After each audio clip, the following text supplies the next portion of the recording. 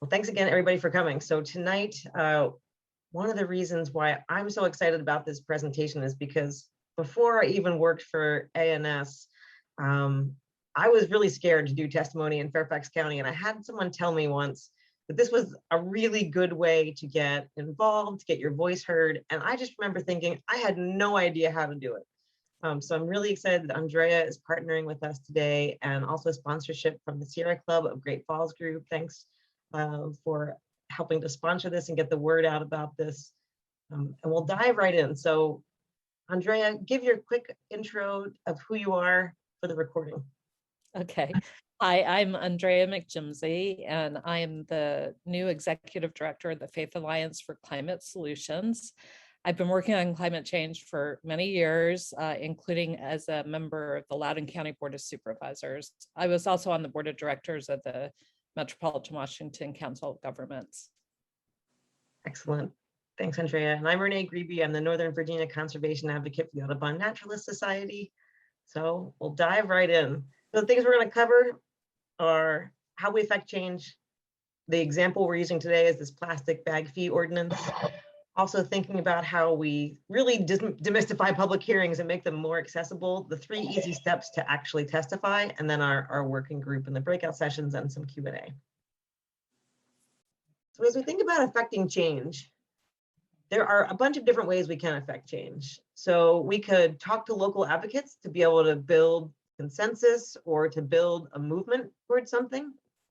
You could talk to local decision makers, whether they're elected officials or staff, and get to know them a little bit better, understand different sides of the issue, learn more, or maybe even be advocating.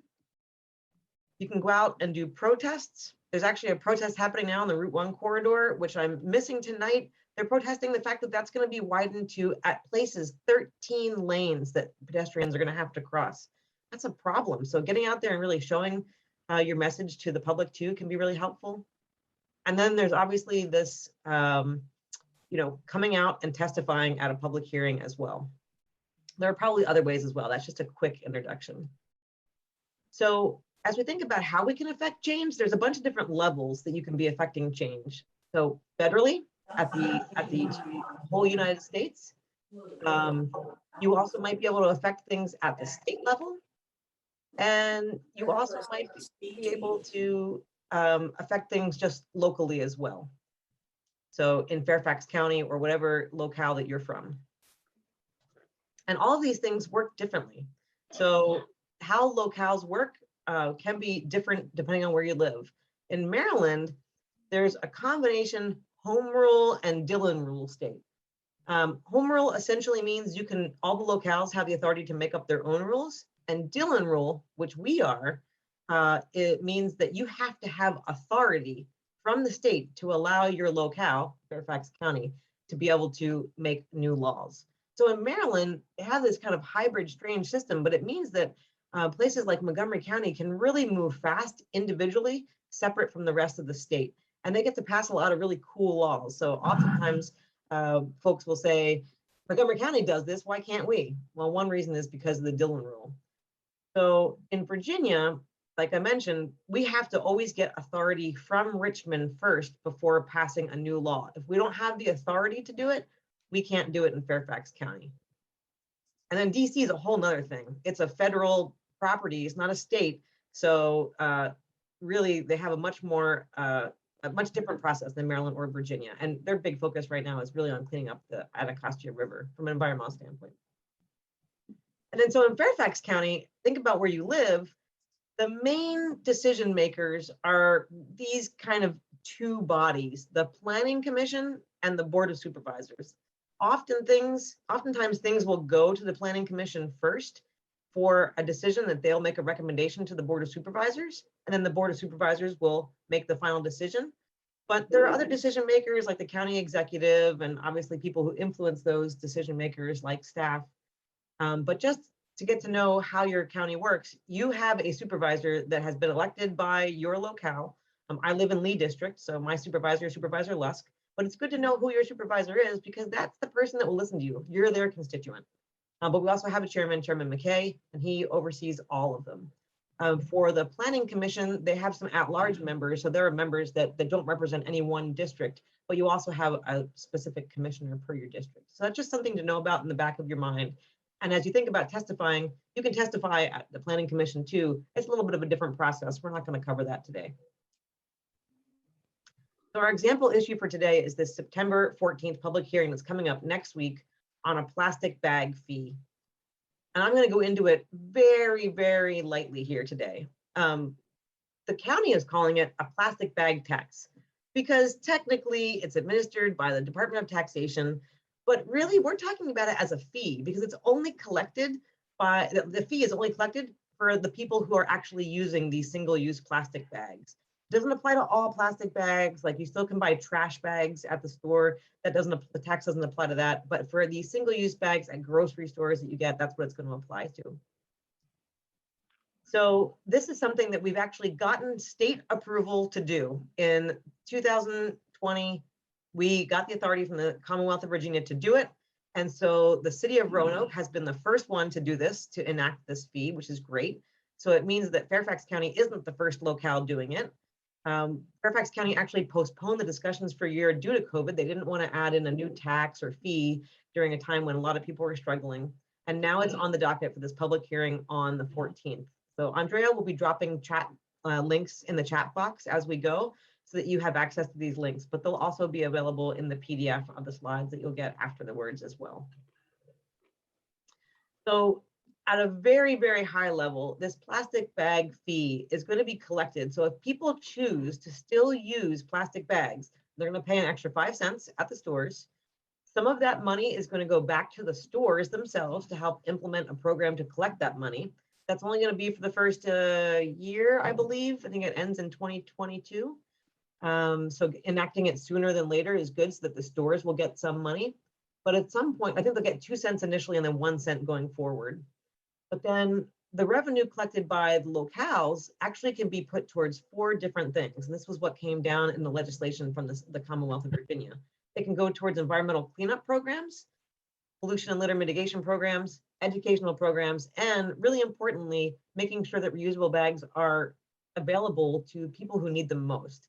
Now, in our comments that we sent in, which we'll share with you a little bit later, we said if the county could provide bags to lower income residents sooner, that would mean it wouldn't be that lower income residents would be paying that 5 cents in order to make sure they get bags later.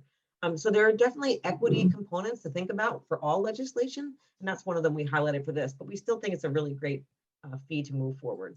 That's the highest level. The county's got a page that you can go read more on it. We'll drop that link in later too. But for anyone who's been around a creek, you know what happens to plastic bags, the single-use plastic bags. They end up littering all along creeks. They end up in our water. And whatever is in the water is in us. So this is a direct health correlation to us. The things that we pollute our waterways with end up affecting us. So I'm very excited personally to see this bag fee move forward. I'm hopeful it will pass. Andrea, I'm going to hand it over to you for demystifying public hearings. All right. Well, so first of all, I just want to say I have sat through many, many public hearings, both testifying, listening to my fellow citizens, and then sitting on the other side up on the dais, listening to many, many citizens. And it was one of my favorite parts of being an elected official. I will say that some elected officials clearly don't have a good time at public hearings, but it's part of their job to listen to you. So, all right. For some reason, the clicking isn't working. Renee, what am I doing? Request from the remote control again. That way you'll have clicking ability. You know, I did it before, but I'm not seeing, oh, view options. Hold on. Okay. See, I'm demonstrating things not quite being smooth and just rolling with it. There you go. Do you get that? Okay. Yep. Cool. So by the way, things are going to happen when you publicly testify and you just like roll with it. That's the best thing to do if you can. Don't let it throw you. So still not working. Why is this not working? There we go. Yay. So first of all, what is a public hearing? It's required by Virginia code. And for things like if there's a new law, which the plastic bag tax is a new law, they have to do a public hearing, and comprehensive plan amendments or zoning ordinance changes, those are all examples of when they will do a public hearing. There's other things that we would love to have public hearings, but they're not required to, and they don't necessarily do it. So, all right. And why they're so important is it's a chance for you as a citizen of the county to get your opinion on the public record. And why does that matter? Sometimes it can impact lawsuits, sometimes it can impact the decision makers, because hopefully they really are representing and listening to you. And so anyway, getting your opinion on the public record really, really matters. And so my most important message to those of you who have never done it before, give it a try, because it really matters. All right. It's also one of the best ways to reach your elected leaders. This is one of their duties as an elected leader, to sit there and listen to you. Sometimes you miss a public hearing because you're sick, or you have something that's going on with your family, but usually you have to have a quorum. And so a lot of them will be there, and they're in the same room, you're breathing the same air during non-COVID times. And so even if they're trying to ignore you, you're still having a chance to get into their ears and have, listen to you. And it's also a really cool chance to hear what the rest of the community is saying. I've learned a lot listening to other people's testimony. So I often would show up for the whole thing. Sometimes people show up just around the time they think they're going to speak. That's dangerous, because 10 people before you might not show up and you might miss your speaking slot. So anyway, it's really, in my opinion, cool to show up and hear from others. And if you're bored, just bring a book along and read until it's your time. This is often the last step in a very long process. So the point here is there's lots of things you could do before then to influence, whatever comes to public hearing. So writing emails, writing letters to the editor, things like that. Okay, and this is the most fundamental issue. The Board of Supervisors has to have a majority to pass something. So for the plastic bag tax, 6 out of the 10 supervisors need to vote yes on it. So especially if you're in a district where like your supervisor is waffling on the issue, having a bunch of your neighbors show up might just push that person over into the right place. If you don't show up, who knows what will happen. And they know that you're there watching them, and that you're paying attention. Really matters. Oh, and I didn't say the point back, sorry. This is also your chance, because you need 6 votes. It's the chance for the other supervisors from the other districts that you don't normally maybe talk to hear what you have to say. Okay, so who are you talking to in a public hearing? First of all, members of the Board of Supervisors. They're elected by you. Again, they're there. They were elected to listen to you and to serve you. But they also serve everybody else. So all those people that you 100% disagree with, they are serving those people too. And so it's really important, for the elected officials to hear from everybody. I want to really emphasize that they are human, having been one of them. I remember before I was in elected office, I kind of looked up to the supervisors. They were like this kind of entity that seemed otherworldly to me. I don't know. It's hard for me to explain this feeling I had towards them. But then I got on the board and I got to know all my fellow supervisors, and they're just a bunch of people like you and me who happened to step up and run for office. So remember that they have feelings. And so if you can be respectful, and you get more flies with honey, all those sayings, it really is true that being respectful of the office, because they are also elected by all of us. So even if you didn't elect them, try to, respect their office. Let's put it that way. Also, it's really important to speak clearly. I can't tell you how many people mumble through, and that's just really hard, especially if you get a bunch of mumblers in a row and you're trying to listen.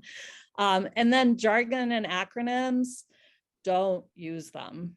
That's just, if you remember nothing else from this talk, don't use jargon and acronyms. Okay, who else are you talking to? The other citizens in the room. One of my favorite things is to kind of poke the opposition. You know, you can do it in fun, different ways, but they're listening and it's important. And then you're also encouraging other people who are speaking up on your side. And it's really fun when everybody starts clapping because you said something really cool. Who else is listening is the opposition. So just remember that, be aware of that. And then often the press is sitting there, especially if it's a hot issue. I bet they'll be there for the plastic bag tax. So don't be surprised if your words end up in the newspaper. That happens sometimes. And that's great. It gets your opinion even farther. Okay, so what message should you convey? First of all, this is also really important. Less is more. It pained me when people tried to smush so much in and they went, you know, as fast as they could to get it all done in the 3 minutes. And it just was not effective. So just remember, less is more. So figure out what are your most important points that you want to get across. And even if you go up for 30 seconds and just say those most important points, that's probably more effective than rushing through a whole bunch of words. Okay, so some nuts and bolts. First of all, you always want to introduce yourself, your name. And by the way, if it's a hard name, you might want to say it really slowly or even spell it. Give your address and which district you live in. And then you don't have to do this, but I think it's a good idea to disclose if you have financial interest. So for instance, with this plastic bag tax, if you own a store that has, you know, is going to be having plastic bags, I would probably let them know that. And also if you're speaking on behalf of a group. It's also okay, by the way, if you live in the county and you are the executive director of a group, to speak as a citizen. And you just say, I'm speaking tonight as a resident of yada, yada. So, and then this is really important. You want to make your ask really clear to the supervisors. So I usually recommend that you say it in the very beginning before you explain all your reasons why, and then repeat it at the very end. And that's the one you want to say the clearest and the loudest, and just make sure they understand what you are saying. And it might feel really weird that you're saying it slowly, but it's effective. Use credible sources. We all know there's so much fake news out there. So I like to use things like the National Climate Assessment, you know, things that are have been peer reviewed by lots of different people, and we know it's the best science available. And then I like to provide those sources in writing. But the most important thing of all is you and your opinion as a citizen of the county, and what your story is and why you care so much about it. So telling your story, like for me on this one, I live in Loudon, so I'm not going to speak on this, but I had a Walmart plastic bag stuck in the tree outside my townhouse window that I looked at for a year and a half. And it really, really annoyed me on so many levels. But what I really cared about was once it went away, I knew it had disintegrated so much that was in all the beautiful birds around. And, you know, it made me really mad. So that's what I would talk about. So whatever your story is, you know, and maybe it's that you have grandchildren and you don't want them ingesting all this plastic, whatever it is, tell your story. And I trust me, that will be the most compelling to the supervisors. They'll sit up and listen if you're being really authentic. Okay, what else? Don't assume your audience understands even the basics. When I was on the Board of Supervisors, my first meeting had 36 items that I got 6 days before. And I'd just been on the board, I think, for 3 weeks or something. And one of those items of the 36 was our entire legislative agenda for the Virginia. It was just an overwhelming amount of information that I had to take in. So just know, I became a sewage expert, but boy, I didn't know very much when I first started. So don't assume they know what you know. Again, I'm going to really emphasize, don't use jargon. unless you're giving very and technical jargon, and acronyms, but with the technical jargon, if you're giving specific feedback on like a specific thing, you might need to use it, especially if you're an expert, but that might even be better in writing. But I was joking with today, it was like VDOT. I know VDOT. I figured out FCPS is Fairfax County Public Schools, and pretty much the rest of them I don't really know. And I'm a former member of the Board of Supervisors in the neighboring county. So, and some of that's Virginia stuff. I want to say one more thing about this. I've worked in the DC, Capitol Hill world, Enviro world for the last 4 years. When I first got there, I couldn't understand any of the conversations because everybody was using acronyms and first names of staff, and I literally couldn't follow the conversation. So think of the supervisor that way. You know, they might not know what DPWES is. Okay, so a really easy way to wrap this all up is just think, like, if I was explaining this to a friend of mine at Starbucks, you know, what would I say to them? Someone who didn't know anything about the issue. Okay, now some tips from me. I'm a former stage actress. I was a Shakespearean actress early in my career. And then I was a politician, and I talked on the public record a lot in all kinds of venues. So I have a few tips for you, especially those of you who are really nervous and feel like you get too tongue-tied and have all those voices in your head that are stopping you. First of all, we all get nervous. I'm nervous right now. I've given so many public speeches and I get nervous every single time. Sometimes I'm more relaxed than others, but it depends on the day. So it's totally normal. Don't beat yourself up about it. Everybody else is nervous too. And the most important thing is to breathe. We all forget to breathe. And that's when I can tell I'm not breathing enough right now. I'm not sitting up straight enough. That's a Zoom problem. But, you know, that just relaxes your body, brings oxygen. It just, you know, maybe take a yoga class and really learn how to breathe, and then bring that into the Board of Supervisors.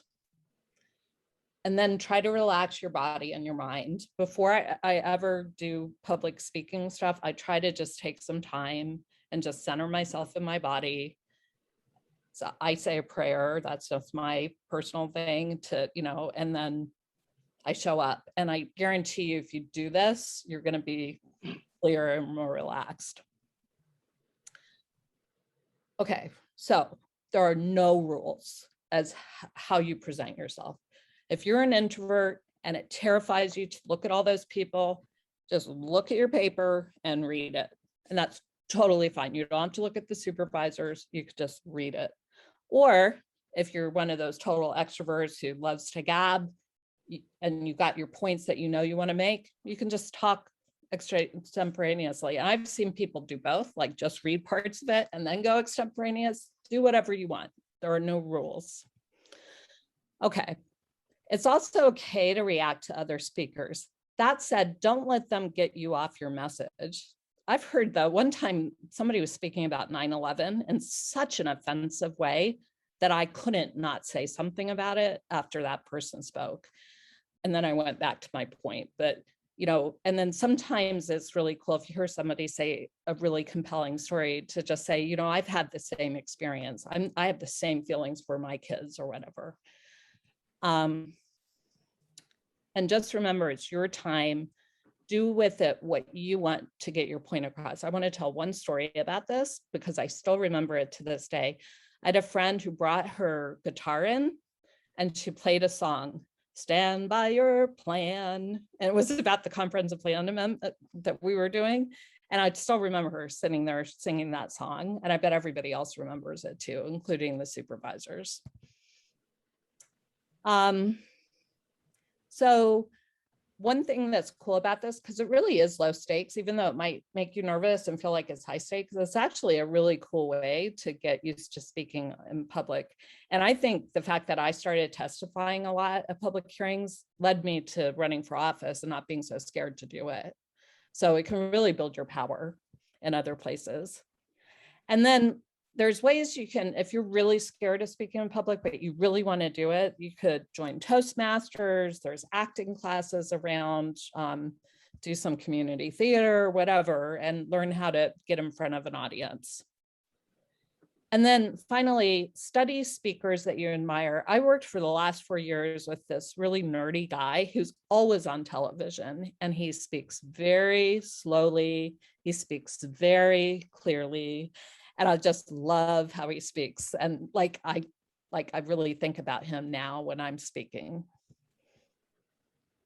Okay, your voice matters, so speak up often. That's excellent. Thanks, Andrea. As we think about taking all of those tips, I hope that you have your notebook out and you're writing down things that you're thinking about. If you're hoping to testify for the plastic bag tax, think about all those points and the stories that you might want to tell. It's super helpful to have that checklist. And like I said, we'll have the slides for you, so you'll get to go over those again. So 3 steps to testifying. Andrea's going to drop this link into the chat box for you, but there's a really easy place online that you sign up. This is for Fairfax County specifically. It changes per locale or at the state level, so you have to find this kind of page for different places that you want to testify. But for Fairfax County, you just go to the speakers form. And this is for the Board of Supervisors specifically. It might change for like a planning commission, or if you wanted to speak to the Environmental Quality Advisory Council. It's all a little bit different, but it's the same kind of pattern. So here, the biggest thing that you need to know that is hard to know is the date of the public hearing and the application number, if it's like a zoning thing or just the subject of it. But the nice thing about it is you can follow organizations like Audubon Naturalist Society or Faith Alliance for Climate Solutions, and they'll probably be telling you when things are coming up, which is a great way to, follow the organizations that follow the issues that matter to you. But once you know about it and you come to this page, you do have a link here for what's coming up next. So if you click into this link on the September 14th, you can scroll down to page 2 and you'll see that this Virginia code amendment here for the plastic bag tax is coming up. So that's all you just need to copy, like new Article 30 to establish disposable plastic bag tax. You just copy that text and you put it right into the application number and you put in September 14th. Easy. The rest of the stuff on that page is all just you. So it's much, much easier to fill out than those first 2 forms. And then just of note, also in that link, you'll see that there's more information going to be available. So it was just posted last night on the board meetings page, and you can go look at any board meetings that they're going to have, and they'll post the agenda and their board packet, which has all the information in it, discussions that they might have had about the issues that they're going to be talking about. So if you're interested in the environmental committee, you can go watch those or check out what they're going to be talking about just going to that link. And then Fairfax County provides actually a lot of information about how to testify at a public hearing too. Some of the things we've talked about and some of the more procedural things. So there's some information online as well.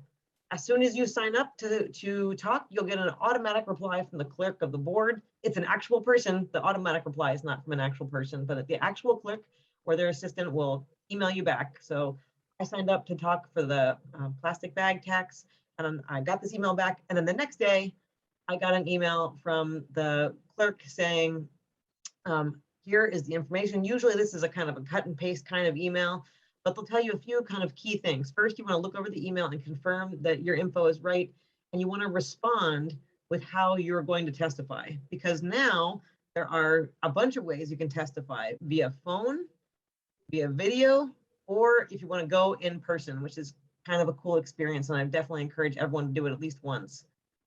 If you want to do a pre-recorded video, which can be cool too, because then you can give visuals along if you know how to do video production. I've seen a really compelling testimony from Margaret Fisher, who heads up Plant Nova Natives, who does really cool videos of birds or maybe a development area. So think about that if you're technically inclined, and be aware of the timelines for submitting those videos too. And then, take note of which speaker you are. Even though I've been working on this plastic bag fee for a long time, I didn't sign up right away, which means now I'm speaker 17. So that's going to be, longer in the day. So the hearing is going to start at 4:30, but staff might give a presentation and then the speakers will start. So just be aware that the sooner you sign up for something you're excited about, the sooner you can get out of the room or get off the phone. So as we think about writing up, that's the first step is signing up. Step 1, sign up. Step 2, write up. Andrea already, really talked about how when you're giving testimony in person, you want to be really prepared in what you're going to actually say. Take note that there's lots of resources out there. Andrea's going to drop a link to the Chesapeake Bay Foundation 2-page handout. They've written one up as a guide that you can, it has almost all the same points that Andrea reviewed, but it's really helpful 2-page handout. And then time yourself. If you're an individual speaking on behalf of just yourself, you'll get usually 3 minutes. That might vary depending on who you're giving testimony to. This is the Board of Supervisors, that's 3 minutes. But if I'm giving testimony on behalf of Audubon Naturalist Society, for example, I'll have 5 minutes. And you know, gauge your speed. You might get really nervous or excited and talk really fast. But like Andrea said, just take a deep breath, make sure you're breathing, get it just right. And then, you know, shorter is better. All the tips that Andrea said, prioritize your personal story. And if you're speaker 17 and everything you've written has already been said, think about just on the fly, adjusting what you're saying. Don't repeat yourself, but point to the prior speakers. And just practice. It gets easier and easier as you do it. Can I make one point there, Renee? Absolutely.